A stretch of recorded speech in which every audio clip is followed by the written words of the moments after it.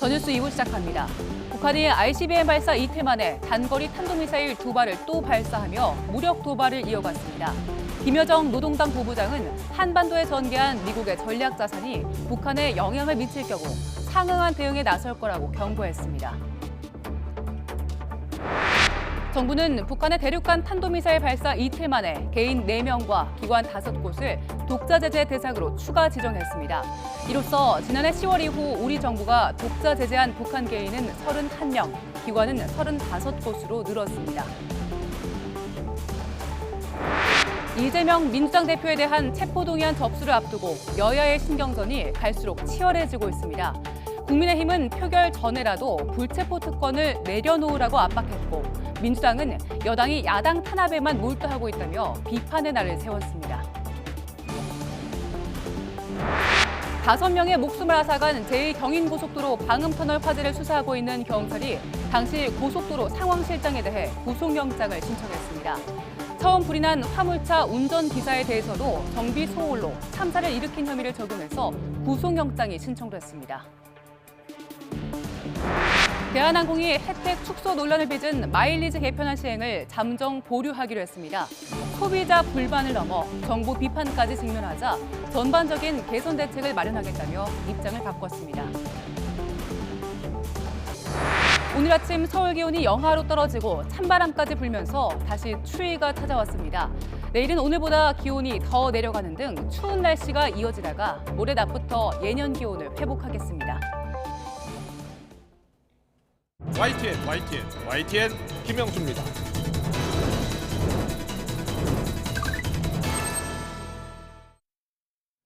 검찰이 지난주에 배임과 뇌물 혐의로 민주당 이재명 대표에 대해 구속영장을 청구했죠. 이에 따라서 여야는 이 대표의 영장 실질 심사를 위해서 국회에 제출되는 체포 동의안을 오는 24일 국회 보고를 거친 뒤에 27일 본회의를 열어서 표결에 붙이기로 합의했습니다. 이를 두고서 여야는 연일 충돌하고 있죠. 여당은 불체포 특권 뒤에 숨지 말라면서 이재명 대표를 압박하고 있고 야당은 극악무도한 검찰에 맞서기 위한 권리라고 반박하고 있습니다.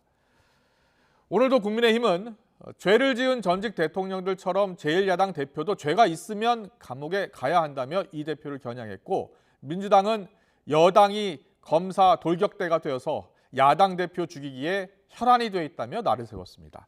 여야 입장을 듣고서 더 정치 풀어보겠습니다. 제1야당 대표도 죄를 지으면 감옥에 가야 하는 것 아닙니까? 이명박 전 대통령은 감옥 가는데 왜 이재명은 감옥에 못 가겠다고 민주당과 국회를 볼모로 인질극을 벌이고 있습니까? 두 전직 대통령을 감옥에 보낸 대한민국 국법이 제1야당 대표에게는 적용 못할 무슨 이유가 있는 것입니까? 대놓고 수사 개입한 대통령실과 검찰을 장악한 윤석열 친위부대, 법무부 장관이 한 통속이 되어서 검사 독재에 포문을 열더니 이제는 여당 지도부까지 검사 돌격대를 자처하고 나섰습니다.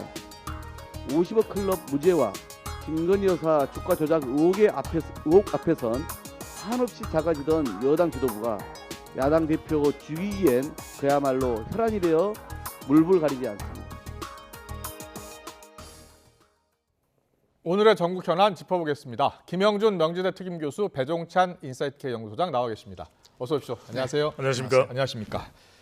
여야가 이재명 대표 체포 동의안 국회로 넘어오면 27일 그러니까 다음 주 월요일 본회의를 열어서 표결하자고 했습니다. 표결 결과가 어떻게 될지는 모르겠습니다만 여야 신경전이 갈수록 격화되고 있는 것 같거든요. 지금 상황을 어떻게 보고 계세요?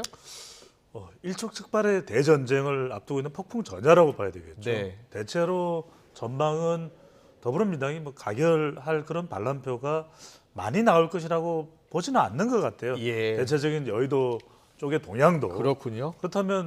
그런데 체포 동의안 부결로 끝날 일인가? 그렇지는 않을 걸로 보입니다. 네. 이제 시작일 거예요. 지금이 시작이다. 이재명 대표에 대해서 이제는 사법적인 조치의 시작인 것이고 예. 이것에 대해서 더불어민주당도 어떤 식으로 대응할 수밖에 없는 것이기 때문에 네. 체포 동의안으로 27일로 끝나는 것이 아니라 27일이 본격적인 대전쟁의 시작날로 봐야 되겠죠. 그렇군요. 가결이 됐든 부결이 됐든 정치적 후폭풍이 거셀 것으로 보이는데요. 김명준 교수는 어떤 포인트를 보고 계세요? 뭐 예상된 수순으로 가는 거 아니겠습니까? 네. 체포동의안이 부결되면 당연히 이제 뭐 불구속 기소를 할 거고 네. 또 뭐 재판을 받을 수밖에 없는 부분인데요.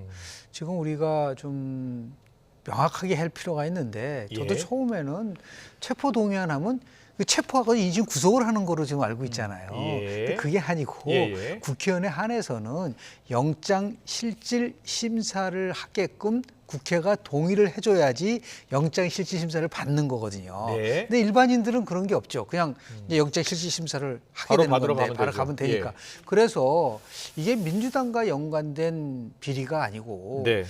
이재명 대표 성남시장 재임 중에 있었던 비리들이라고 예. 한다면 이게 개인 비리에 가깝고 또 하나는 대선 과정 속에서 수없이 이재명 후보가 얘기를 했어요. 불체포 특권을 내려놓겠다고 얘기를 했고 네. 그리고 대장동과 관련된 거는 이거는 현 정부와 그리고 국민의힘에서 처음 제기한 게 아니고 민주당 대통령 후보 경선 과정 속에서 상대방 후보가 제안한 거기 때문에 예. 이런 거로 한다면은 저는 오히려 영장 실질 심사를 오히려 이재명 대표가 당당하게 받아보는 것도 오히려 이 전국을 돌파할 수 있는 하나의 카드가 될 수 있지 않을까라는 생각을 했는데 네. 여하튼 뭐 국회에서는 뭐 가결보다는 부결될 가능성이 좀 크지 않을까라고 봅니다. 그렇군요. 예. 여당은 뒤에 숨지 말아야 이렇게 주장하고 있고 야당은 이럴 때 이 특권을 쓸 수밖에 없는 그런 이럴 때 써야라는 그런 입장입니다. 그런데요. 3월 임시국회 이야기가 벌써부터 나오고 있습니다. 부결이 됐든 가결이 됐든 자, 3월 임시국회 열어야 한다라고 야당은 주장하고 있고 그렇죠. 자, 3월 임시국회 열면 안 된다라고 또 여당은 이야기하고 있습니다. 왜 그런 겁니까? 속내가 뭡니까? 아니, 또 여전히 정쟁인 거죠. 예.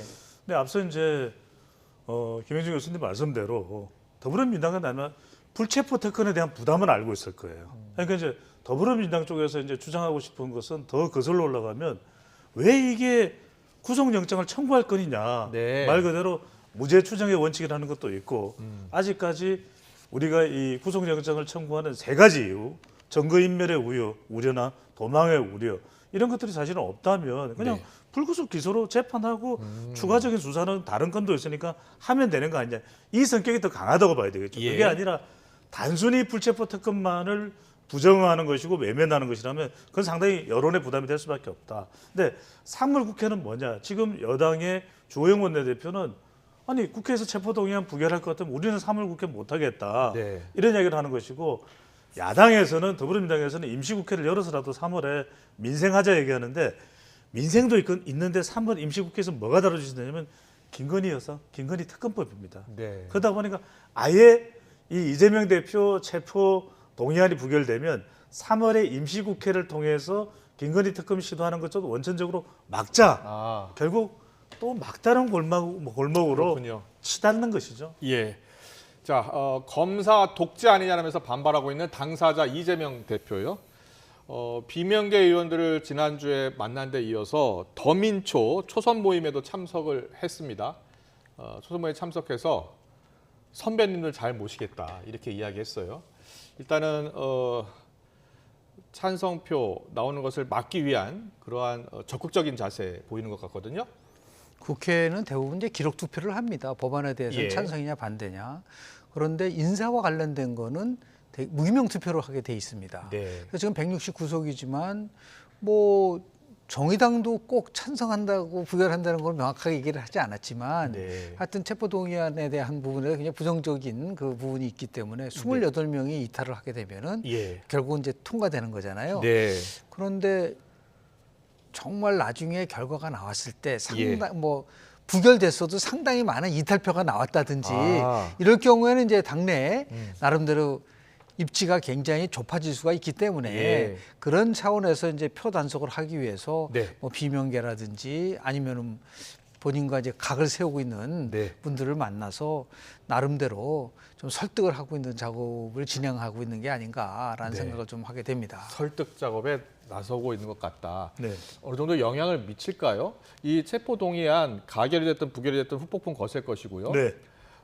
이탈표가 얼마나 나오는지에 따라서도 또 영향이 있을 것이다 이렇게 보더라고요. 그렇습니다. 이제 이탈표가 많이 나온다라는 것은 일단 무기명 투표입니다. 그런데 이제 가결과 부결로 나눠봐야 되겠죠. 이제 부결이 된다면 지금 더불어민주당의 소속 의원 수가 169명, 예. 그리고 국민의힘은 115명인데 국민의힘은 저는 체포동의안에서 찬성하겠죠. 결과적으로 이제 더불어민주당에서 반란표가 몇 표가 나오느냐 예. 이게 이제 핵심이 될 텐데 이제 28표 이상의 이탈표가 나오면 체포동의안이 이제 계산에 의해서 가결이 된다 이런 이제 계산이 가능해지거든요. 네. 그러니까 무소속과 또 기본소득당 한 명이 있기 때문에 근데 무기명인데 28명 이상이 될 수 있을까? 아 그래 뭐 자기 이름 안 나오니까 가능할 수도 있겠지. 근데 그렇지가 않습니다. 이게 가결된다면 더불어민주당으로서는 사실상 당대표를 교체하는 수순으로 가야 될 수밖에 없을 수 있거든요. 예. 왜냐하면 영장실질심사에서 기각이 되든 인용이 되든 간에 일단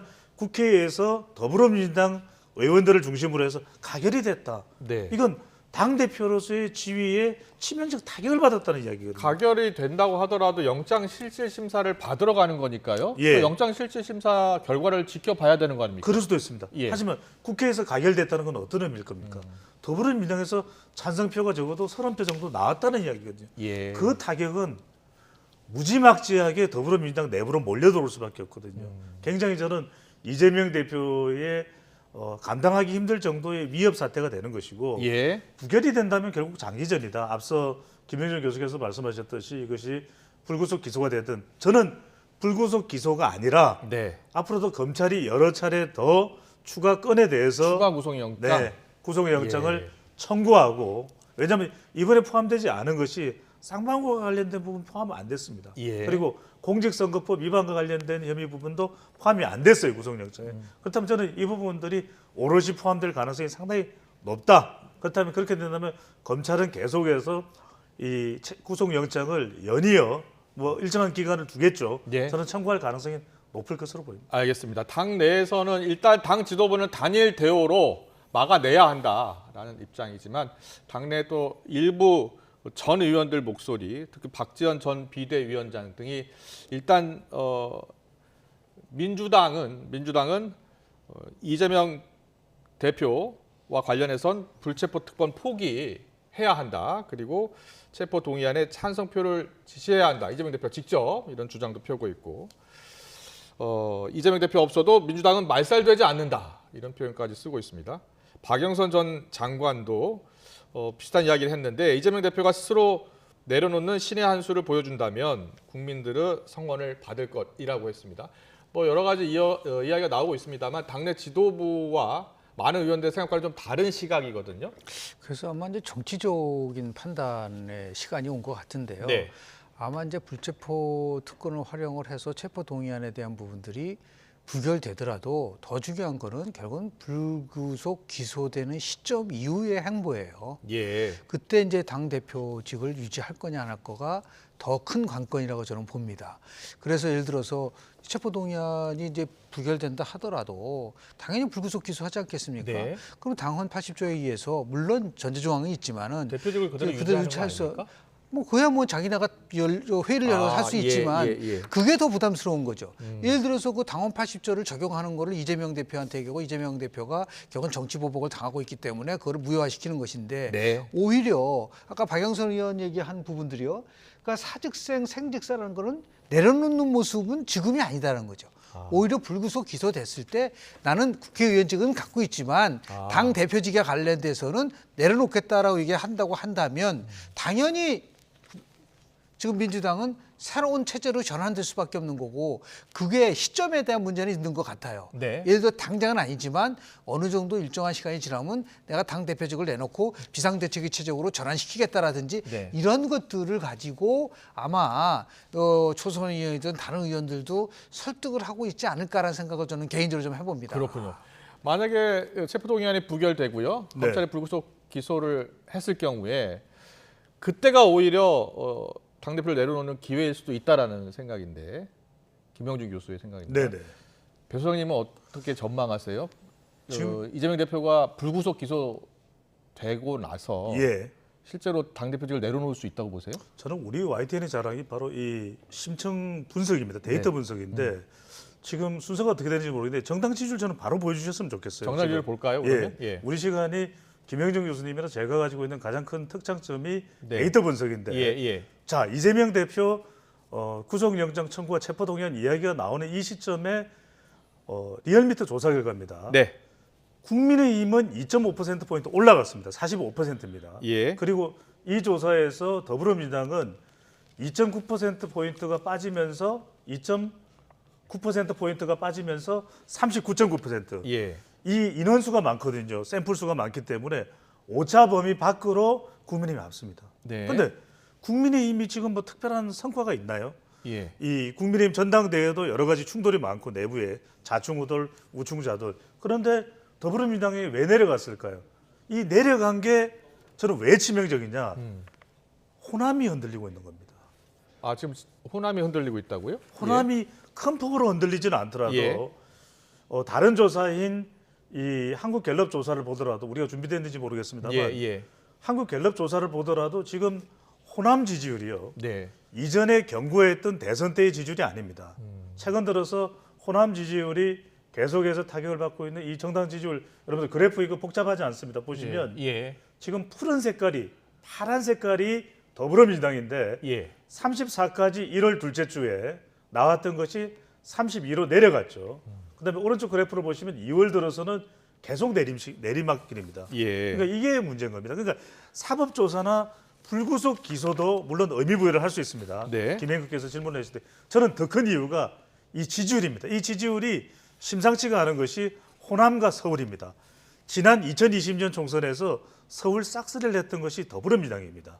그때 지지율이 국민의힘보다 훨씬 더 높았습니다. 그때는 미래통합당이었죠. 예. 그런데 지금은 서울에서 주춤하고 있거든요. 저는 사법적인 이 체포 동의안 이런 여론의 부담보다도 더 큰 것이 지금 정당 지지율에 가 있는 부담, 네. 호남과 서울이 문제입니다. 네. 그렇다면 저 지지율의 변화, 지지율이 어떻게 나올지 여부에 따라서 이재명 대표의 결단이 나올 것이다. 이렇게 보고 계시는 겁니까? 저는 만약에 2주간 평균을 내서 모든 조사 2주간 실시됐던 네. 그것이 5월이든 9월이든 더불어민주당의 전체 지지율이 평균 25% 미만이면 이재명 대표가 거치 표명을 할 수밖에 없지 않을까. 왜? 25%의 지지율로는 총선을 못 이기거든요. 지지율이 만약에 견조하게 유지를 한다거나 다시 반등을 한다면요? 그러면은 대표적으로 버틸 내려놓을 수 이유가 있겠죠. 없다. 내려놓지 않겠죠. 예. 자, 김영희 교수님, 어떻게 될지는 아무도 모릅니다만, 배 소장이 말씀하신 것처럼 이제 25%의 법칙이라는 거가 지금 얘기를 하고 있는 거죠. 특정 정당이 예. 특히 25%로 떨어진 거. 탄핵 때 한번 그 당시에 새누리당 한번 지지도를 한번 보십시오. 다 20%대 밑으로 떨어졌거든요. 그랬군요. 그래서 결국은 이제 보수 몰락으로 가져온 것처럼 네.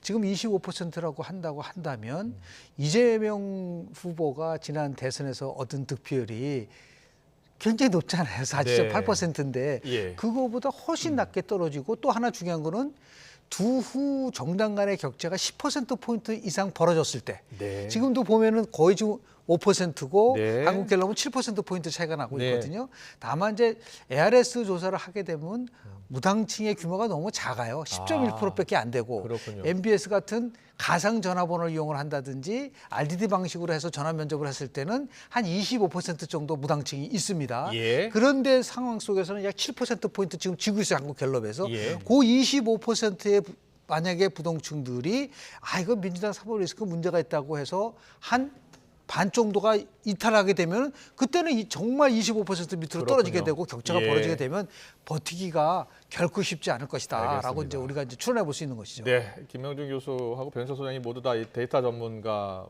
분들이어서 그 분석이 되게 흥미로웠는데요. 일단 이재명 대표의 대표적 유지 여부는 아마도 민주당의 지지율에 따라 달라질 수 있다. 특히 그 마지노선이 25% 정도 될 것 같다라는 이야기까지 들어봤습니다. 네, 지금 정치권은요 이재명 대표 영장 체포 동의안 가지고 얼어붙고 있는데 북한의 도발은 또 계속 되고 있습니다. 토요일 날 도발했고 오늘 또 도발했죠. 여야 지도부 이재명 대표도 포함해서 한 목소리로 규탄했습니다. 듣고 오겠습니다. 북한이 추가 도발을 공언하고 있는데 문제는 우리 정부의 대응 능력과 태도입니다. 지금 정부가 지금처럼 강경 대응만 계속 고집하면 안 그래도 최악인 민생 경제가 더 심각한 수렁으로 빠질 수 있습니다. 평화가 경제입니다. 말폭탄 누구나 던질 수 있습니다. 진짜 중요한 것은 평화입니다. 상대의 의도를 보지 말고 상대의 능력만 보라는 것이 병서에 기록되어 있는 걸로 알고 있습니다. 우리를 타격할 능력이 있으면 반드시 타격한다는 전제로 대응책을 짜야지 설마 우리를 타격하겠나라고 방심하면 그것은 안보를 지키는 사람들의 자세가 아닙니다. 모든 경우에 철저히 대비해서 국민들의 불안을 씻어주기 바랍니다. 네, 북한의 도발에 대해서는 한 목소리로 규탄하면서도 그 대응에 대해서는 목소리가 엇갈렸죠. 그런데 오늘요, 정지석 비대위원장이 이런 말을 했습니다. 우리나라뿐 아니라 미국 내에서도 한국의 핵무장론 심심치 않게 거론된다. 북한의 도발이 계속된다면 자체 핵무장론이 힘을 얻게 될 것이 뻔하다. 이런 이야기를 했습니다. 김명주 교수님. 그런데 우리나라가 핵을 무장할 수 있습니까? 지금 NPT에 가입이 돼 있고. 뭐 이제 그럴 경우에는 이제 그런 걸 종합적으로 검토를 해야 되겠죠. 예. 지금 이 상황 속에서 세 가지 방식이 있잖아요. 하나는 지금 처음 얘기한 것처럼 네. 우리 독자적인 핵무장론이 있는 것이고, 아니면 전략 핵을 우리가 이제 활용하는 방법이 있고, 예. 아니면은 미국의 전략 자산 포함해서 하는 것이 있는데, 지금 국민들에게 조사를 해보니까 역시 우리도 핵무장을 해야 된다는 비율이 굉장히 높게 나와 있어요. 네. 이게 과거보다는 많이 바뀐 저는 수치라고 좀 보고 있고요. 예. 그래서 저는 좀 아쉬운 부분은 뭐냐면, 아무리 여야가 저렇게 갈등을 하고 대립한다 하더라도 국민의 생명과 안전과 관련된 일이 있으면 그건 초당적으로 대처해야 됩니다. 예. 그게 정당의 존재 이유고 국회의 존재 이유인데, 지금 한번 보십시오. ICBM급으로 발사를 하고 대한민국을 향해서 쏠 수 있는 미사일 저렇게 쏘는데도 지금 어떻게 보면은 정치권에서는 논평만 하고 있는 거잖아요. 예, 뭐 예. 예를 들어서 우리 정부의 대응 능력에 대한 것이 더 문제다라는 식으로 얘기를 한다든지, 네. 아니면 뭐 이쪽에서 있어서의 평화는 가짜 평화다 얘기를 하고 있는데, 이런 문제와 관련돼서는 아무리 서로 경쟁한다 하더라도 이 어떻게 하면 초당적으로 풀고 갈 수 있을 것이냐에 대한 부분들, 이거는 결국 이제 대통령을 포함해서 여야 네. 원내대표가 다른 건 없이 안보와 관련된 문제에서는 같이 함께 모여서 이 문제를 풀어나갈 수 있는 그런 모습을 좀 보여요. 미국은요, 아무리 대통령이 바뀌어도, 예. 바이든으로 바뀌어도 트럼프에서 대중국에 관련된 정책은 변함이 없지 않습니까? 네. 이런 것들을 우리가 좀 반면교사를 삼아야 되지 않을까라는 생각을 좀 합니다. 알겠습니다. 정지석 위원장은 왜 핵무장론 꺼냈다고 보세요? 저는 세 가지 이유라고 봅니다. 세 가지 이유? 보북미다. 보북미. 일단은 보수층 결집에 보수 결집? 효과가 없다고 할 수는 없을 것 같아요. 네. 왜냐하면 그래도 계속해서 북한이 미사일 또는 핵실험 관련된 이야기가 나오면 보수층이 자극되는 건 분명하거든요. 네. 왜냐하면 60대 이상이 전체 유권자의, 그러니까 70대, 80대, 90대 다 해당되겠죠. 전체 유권자의 약 한 3분의 1 정도 가까이 돼요. 예. 그러면 이들만 결집해도 지금 대통령 지지율도 그렇고 총선 전략에 상당히 보탬이 되는 그렇군요. 건 분명하거든요. 예. 더군다나 수도권 그리고 MZ 세대들까지도 반응을 보이거든요. 네. 더군다나 주부층 여성도 영향을 줄 수 있고, 두 건 뭐냐? 결국 북한에 대응을 할 때 뭔가 우리가 꺼내줄 수 있는 카드가 북한이 핵, 그래 우리도 핵, 이럴 때 맞대응 대결 구도는 더 치열해지거든요. 마지막으로 저는 미국입니다. 한국 대사로 올 뻔했던 CSIS의 빅터차 박사도 그런 이야기 하거든요. 한국 여론조사를 하는데 핵 찬성 여론이 왜 이렇게 높아? 아. 그러면 미국 조야의 이런 의견이 바이든 대통령한테도 전달된다면 윤석열 대통령이 4월 말이 됐던 블룸버그 통신에서 나왔던 관련 기사 내용이죠. 우리 YTN도 나왔었고, 그러면 대통령이 국빈 방문 예상되는데 간다면 예. 바이든 대통령도 상당히 안보에 대해서 우리 쪽 힘을 실어줄 수밖에 없거든요. 그렇군요. 핵은 안 되는데 네. 핵에 버금가는 거 우리가 해줄게. 그러니까 보다 더 미국으로부터 많이 끌어낼 수 있는 전략적 시도도 가능해질 수 있는 거죠. 알겠습니다. 국민의힘 전당대회 중간 파세 한번 점검해보고 가겠습니다. 국민의힘 당대표 선거 이제 반환점에 접어들었고요. 당권 주자들의 발걸음도 빨라지고 있는데, 김기현 후보가 오늘 라디오 방송에 나와서 윤핵관과 관련해서 이렇게 이야기했습니다. 듣고 이야기 나누겠습니다. 계속해서 뭐 윤핵관 공천이니 뭐니 그러는데, 저는 황당하게 짝이 없는 것이, 아니 그 자기들이 말하는 그 윤핵관이라는 분들이 뭐 나쁜 사람들이 전혀 아닙니다. 아니 열심히 윤석열 대통령 당선을 위해서 뛰어왔던 사람들이고 다 경륜 있는 사람들인데, 그런 식으로 마구 폄훼하는 것은 결코 옳지 않은 내부 총질이나 다름없다 저는 생각하는데, 어떻다. 네, 김기현 후보가 윤핵관은 나쁜 사람이 아니다라고 이야기했더니 이준석 전 대표가 윤핵관은 또 나쁜 사람이 맞다라고 또 글을 올렸다고 합니다. 네, 김기현 후보 내년 총선 공천 때 대통령 의견도 들어야 한다라고 주장을 해서 약간 논란이 되는 것 같습니다. 자, 대통령의 의견도 들어야 한다. 어떻게 들으셨어요? 뭐 대한민국의 선거 앞두고 당신 청와대와 네. 당대표와의 어떤 때는 협조, 어떤 때는 갈등이잖아요. 가장 대표적인 게 2016년도 당시에 새누리당 공천파동 기억나시잖아요. 예, 박근혜 예. 대통령하고 김무성 대표가 비박이었었는데 결국은 옥새파동까지 있었지 않았었습니까? 그렇죠. 옥새를 들고 예, 갔습니다. 그래가지고 뭐 옥새를 들고 예. 나르시아까지 나왔었었는데 그게 바로 지금 얘기하는 대통령이 공천에 개입을 하게 됐을 때 올 수 있는 나름대로 집권당으로서는 그 제일 큰 아킬레스건이거든요. 근데 지금 이번 38 전당대회에서 굉장히 중요한 네. 이슈로 하나가 촉발됐어요. 뭐죠? 그게 바로 당정 분리냐, 당정 일치냐라는 부분들이죠. 예. 근데 당정 분리는 오랫동안 우리가 그냥 잠정적으로 받아들이는 거로 했었는데 이게 이제는 당정 일체로 가야 되는 게 아니냐. 그러니까 당정 일체가 되면 당연히 공천과 관련돼서도 대통령실과 당대표가 이 부분에 대해서 일종의 협력 체제가 만들어져야 되지 않냐라는 거를 지금 내포하고 있는 것 같아요. 그렇군요. 근데 네. 이거는 이제 어떻게 이제 받아들이냐에 따라서 결국은 공천 파동이냐 아니면 이제 공천이 더 가장 중요한 거는 이기는 공천을 해야 되겠죠. 네. 어떻게 하면 이길 수 있느냐 공천. 김기현 후보, 안철수 후보가 지금 양강으로 통하는데 두 후보 모두 내년 총선 승리를 위해서 본인들이 돼야 한다라고 주장을 하고 있습니다. 자, 김기현 후보는 이제 대통령 의견도 들어야 한다라는 이야기를 했고요. 근데 안철수 후보는요, 김 후보에 대해서 부동산 의혹을 또 계속 제기를 하고 있습니다. 이 부동산 의혹, 김기현 후보에게 악재가 될 것 같습니까? 만약에 이번 전당대회가 김기현 후보를 선택하는 전당대회라면 저는 치명적인 악재가 됐을 것 같아요. 예. 그런데 이번 전당대회가 윤석열 대통령 윤심을 선택하는 전당대회 성격이라고 부인할 수가 없거든요. 그러니까 김기현 후보를 선택하는 것이 아니라 윤석열 대통령을 선택하는 거죠. 이런 성격이 워낙 짙다 보니까 네. 부동산 이슈가 주는 영향은 저는 제한적으로 보입니다. 알겠습니다. 두 분께 간단하게 여쭤보고 싶은데요. 자, 이번 중간 판세가 좀 어떤지 좀 분석을 해주시고 누가 되느냐에 따라서 내년 총선 어떤 영향을 미칠 것 같습니까? 일단 아까 말씀드린 것처럼 이제 당정 일치로 해서 선거를 치르냐라는 네. 거하고 지금 가장 핵심은 두 가지인 것 같아요.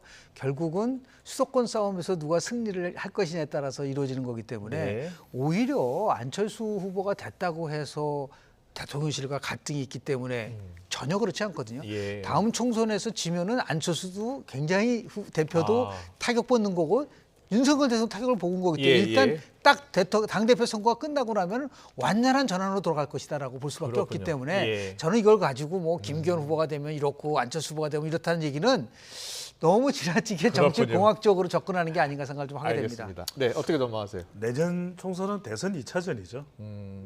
누가 당대표가 아니라 윤석열 대통령과 이재명 대표의 대선 2라운드 지난 3월 10일에 있었던 대선이 1차전이었다면 저는 내년 총선은 2차전이고요. 그렇다면 당대표가 눈에 보이기보다는 오히려 윤석열 대통령 그리고 이재명 대표가 더 두드러지는 그런 총선의 성격이 될 것으로 보입니다. 알겠습니다. 오늘 정치권 이슈는 여기까지 듣겠습니다. 김영준 명지대 특임교수, 배종찬 인사이트K 연구소장과 함께했습니다. 잘 들었습니다. 네, 고맙습니다. 감사합니다. 감사합니다.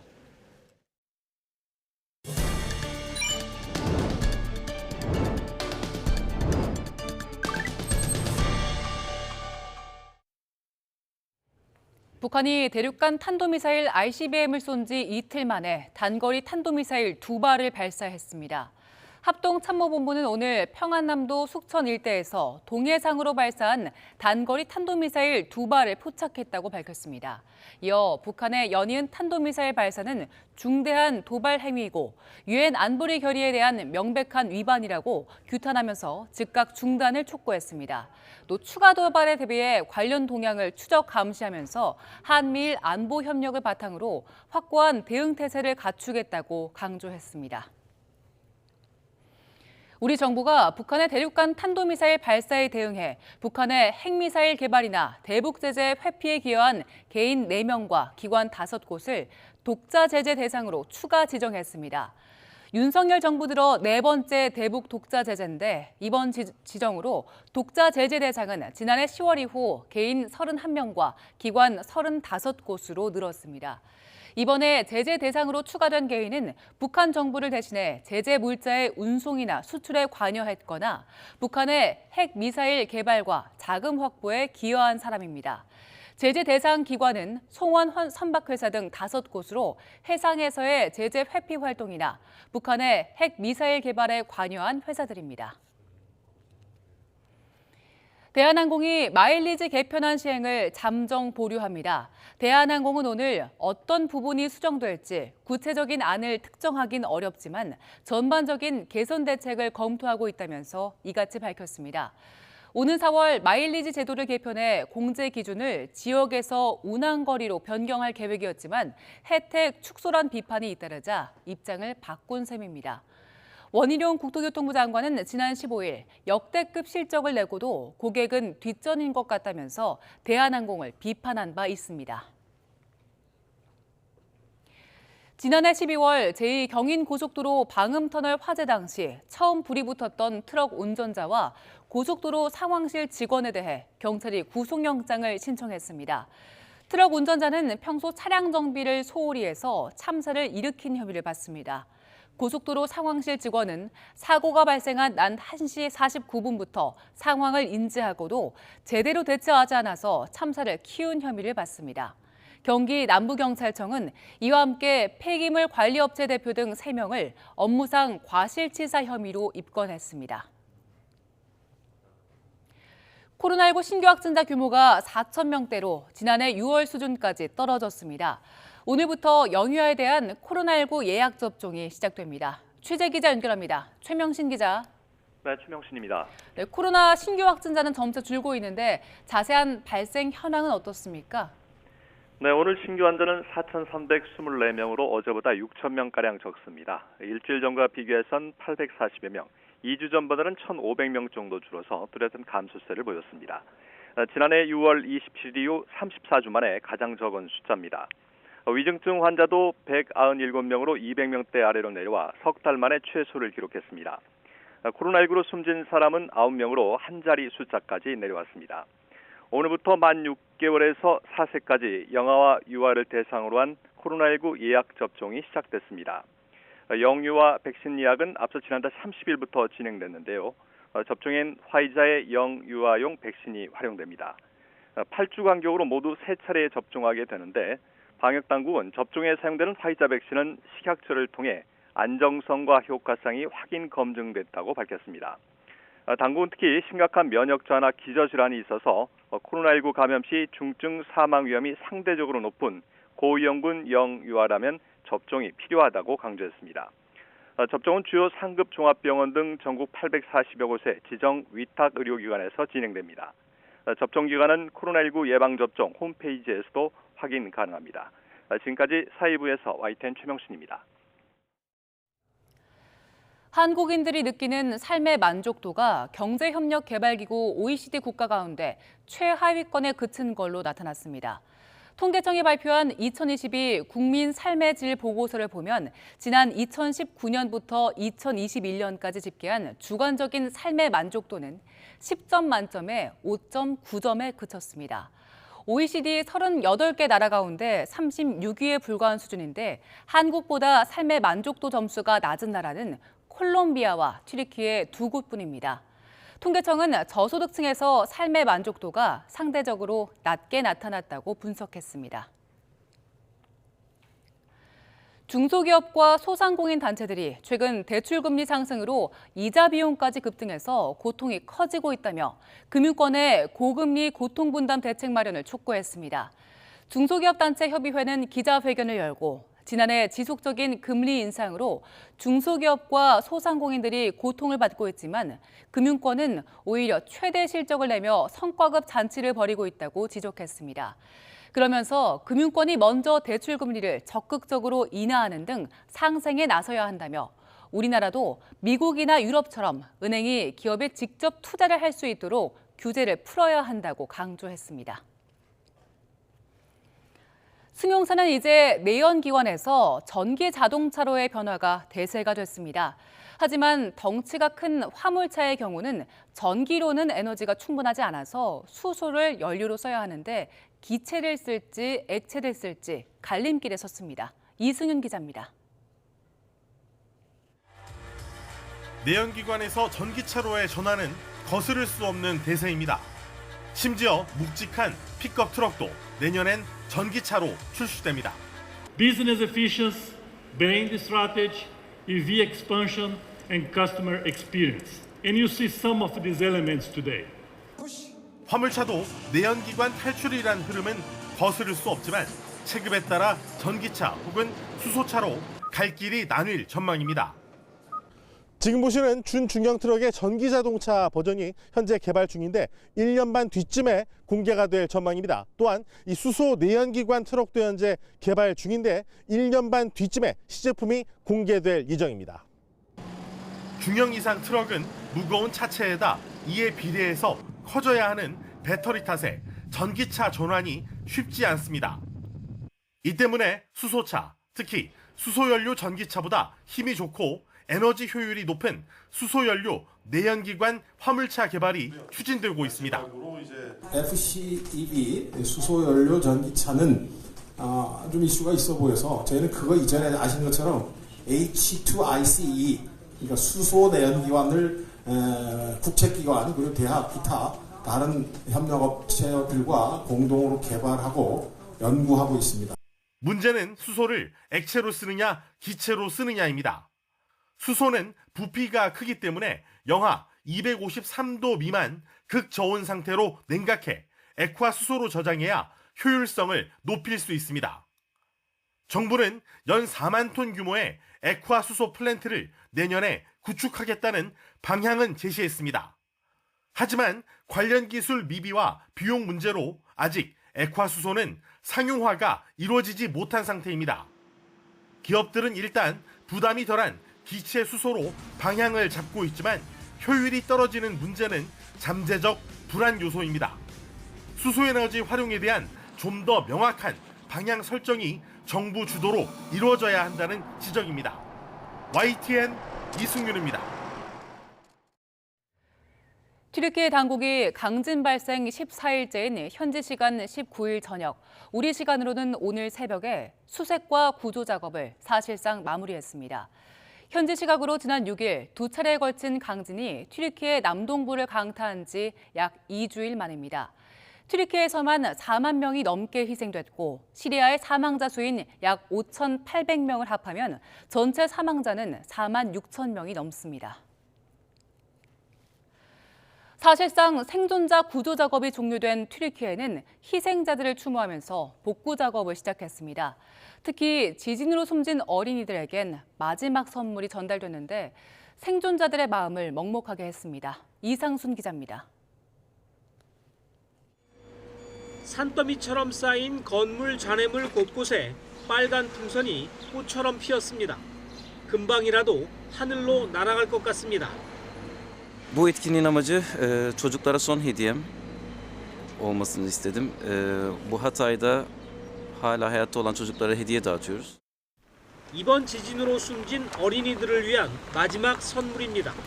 풍선에는 살아남은 어른들의 미안함과 애틋함이 채워져 있습니다.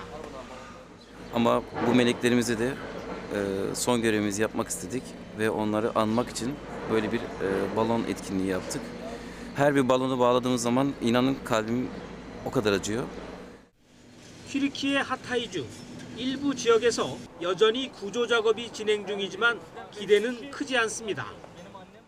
Bir ay yetseydi yani hiçbir insanlar tamam ölmüş olabilirler, şey yapmış olabilirler. Hiçbir cesetlerine yetişirlerdi bir mezar yerleri belli olurdu yani. 지진이 강타한 지난 6일 새벽 도시는 순식간에 폐허가 됐습니다. 어디서부터 손을 대야 할지 모르지만 일단 살아남은 사람끼리 의지하고 있습니다. Ve birlikte iyileşeceğiz demek istiyorum. Çünkü insanın tek başına iyileşmesinin pek de mümkün olmadığını düşünüyorum. Tek başına tedavi olmak çok zor. O yüzden birimiz diğerimizin elinden tuttuğu sürece bu bağın sökülmeyeceğine ve çözülmeyeceğine inanıyorum. 국제 구조팀들은 구조 작업이 사실상 마무리됨에 따라 속속 본국으로 돌아가고 있습니다. 우리나라 구조팀도 현지 시간 18일 감사의 박수를 받으며 귀국행 비행기에 올랐습니다. 같은 날 프랑스와 인도, 타이완의 구조팀도 자국으로 복귀했습니다. YTN 이상순입니다. 러시아가 우크라이나를 침공한 지 꼭 1년이 다 돼갑니다. 그동안 수십만 명이 숨지거나 다쳤고 삶의 터전은 전쟁터로 변하면서 그야말로 초토화됐습니다. 임수근 기자입니다. Мною принято решение о проведении специальной военной операции. Ее цель – защита людей, которые на протяжении 8 лет подвергаются издевательствам, геноциду со стороны киевского режима. 1년 전 푸틴의 이 한마디로 우크라이나 사람들의 삶의 터전은 끔찍한 전쟁터로 변했습니다. 러시아가 쏜 미사일과 포탄으로 우크라이나의 아파트와 쇼핑센터, 극장 등이 차례로 무너져갔습니다. 사상자들은 셀 수도 없습니다. 지난해 11월 마크 밀리 미 합참의장은 두 나라에서 병사 각각 10만 명이 숨지거나 다쳤고 민간인 희생자도 4만 명에 이른다고 추정했습니다. 유럽연합 집행위원장은 더 나아가 우크라이나 측 사망자만 12만 명이라고 말했습니다. It is estimated that more than 20,000 civilians and more than 100,000 Ukrainian military officers have been killed so far. 학살도 자행됐습니다. 러시아군은 부차와 이지움에서 수백 명의 민간인을 고문 살해에 안매장했습니다. 고향을 등진 난민도 1,000만 명을 넘는 것으로 추정됐습니다. 800만 명이 유럽 각국으로 탈출했고 우크라이나 내 유랑민 숫자는 헤아리기도 어렵습니다. Ну, у нас такая ситуация у всех, что у нас у всех кто-то остался в Украине, и другого варианта не будет. У нас семьи разорваны. 러시아는 최근 국경지대에 전투기와 헬리콥터 등을 전진 배치해놓고 봄철 대공세를 준비하고 있습니다. 이에 맞서 우크라이나도 한치의 영토도 양보할 수 없다며 결사항전을 다지고 있습니다. Тримати ситуацію на фронті, готуватися до будь-яких ескалаційних кроків ворога – це пріоритет на найближчий час. 이런 가운데 국내의 전문가들은 우크라이나 전쟁이 최소한 1, 2년은 더 계속될 거란 암울한 전망을 내놓고 있습니다. YTN 임수근입니다. 러시아와 우크라이나 전쟁 1주년을 앞둔 상황에서 반인도주의적 범죄 등을 두고 미국과 러시아 사이에 설전이 격화하고 있습니다. 미국과 유럽연합은 러시아 전투력 약화를 위해 방위산업과 에너지 등을 겨냥한 추가 제재를 준비하고 있습니다. 이종수 기자입니다. The United States has formally determined that Russia has committed crimes against humanity. 해리스 부통령은 미넨 안보회에서 러시아군에 강간당했다는 우크라이나의 4살 소녀, 우크라이나 부차 주민에 대한 무차별 학살 의혹 등을 거론했습니다. 민간인 상대 대량 학살, 강간, 고문, 살인 등을 저지른 반인도적 범죄 책임자들은 국제형사재판소에서 처벌받습니다. 러시아는 즉각 발끈하고 나서 아나톨리 안토노프 주미 러시아 대사는 미국이 무력 충돌뿐 아니라 정치적 수단도 동원한 하이브리드 전쟁을 벌이며 러시아를 악마화하고 있다고 맹비난했습니다. 러시아는 또 미국이 우크라이나의 크림반도 공격을 지지하고 나선 데 대해 미국이 긴장 유발자임을 보여주는 것이라고 반격했습니다. 미국은 러시아의 전투력 약화를 위해 무기 지원을 차단하고 추가 제재를 준비하고 있습니다. 중국과 러시아의 군사협력 낌새에 본격적인 견제에 나섰습니다. We have information that gives us concern that they are considering providing lethal support to Russia in the war against Ukraine. 미국은 러시아의 방위산업과 에너지, 금융기관, 주요 인사 등을 겨냥한 새 조치를 내놓을 계획인 것으로 블룸버그는 보도했습니다. 유럽연합 EU도 조만간 새로운 대러 제재를 의결할 것으로 보입니다. 이 신규 제재에는 금융기관 보유 러시아 동결 자산 의무 보고, 무인기 등 지원, 이란 기업 추가 제재, 대형 차량, 전자 등 러시아군 사용 제품 수출 통제가 포함될 것으로 알려졌습니다. 미국과 유럽연합이 전쟁 1주년에 맞춰 더 강력한 제재 의지를 보여주면서 제재 불참 국가들에 대한 참여 압박에 나섰습니다. YTN 조수입니다.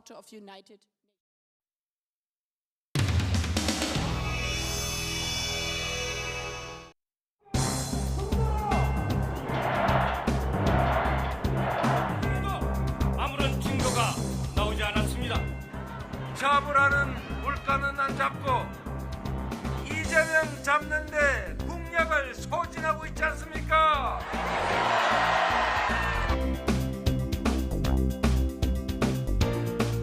김건희를 특검하라! 김건희 특검하라! 김건희 특검하라! 네, 어르신들, 저 정태호입니다. 아까 인사드리고 이재명 전 민주당 대표입니다.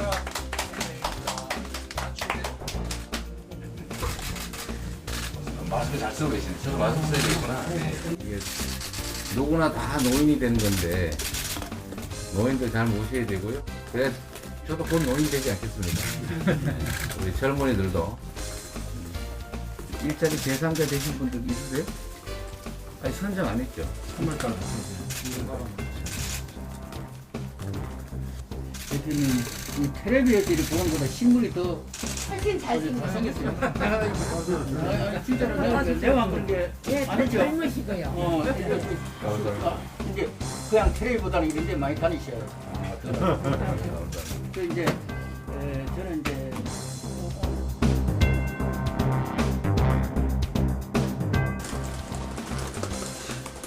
또 다른 분 말씀하실 거 있어요? 이렇게 우르르 몰려오면 불편하시죠? 그건 좀 있겠죠. 네. 그렇죠.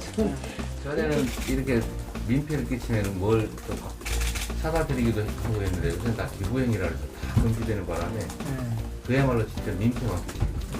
글쎄. 그럼 나중에 크게 주세요. 보따리로 그러면 주세요. 시청장님이 합법적인 부분에 보장을 좀 해드리시고요. 점심 식사하시러 11시 반쯤 이렇게 오시는데 오늘 이제 대표님 오신다고 조기 출근까지 하시면 그렇게 되게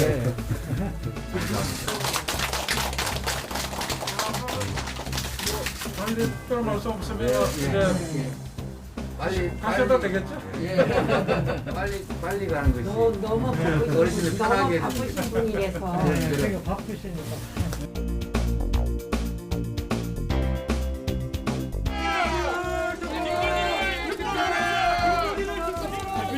구속영장 청구 입장 있으세요? 특히 중대한 사안이라는 검찰총장 입장이 나왔는데 그에 대해서 어떻게 보시나요? 입장에는 그만하세요.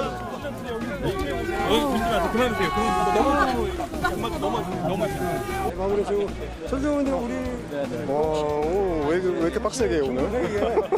유튜버들 있을까요?